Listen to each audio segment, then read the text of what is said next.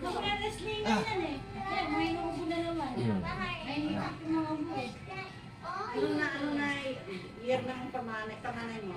Panganay kong apo, yan. Grade 4. Doon sa anak ng babae yan. Dalawa yan, doon sa tatay yung isa. Ito na. Tapos na yung mga Ito nakapasa ng board exam ng teacher. Pag di mag-apply na yun. Apply. government na siya mag-apply. Tumulog agad ha.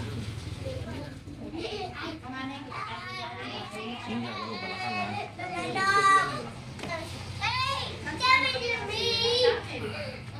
Kaysa naman kung walang katulong at kung walang bahay. Pero kung silid ka, parang kayo sila. Alaga ni nanay nila. Nalamutan ko sila sa anak. Sa ako pa.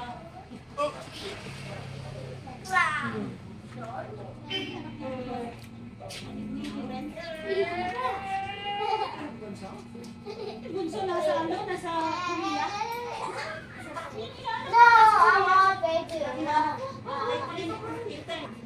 Ano pa, nung Marso na, pauni na nga yun sa August. Buwan na. Yung inano ni Robert na, saan siya? Sa daan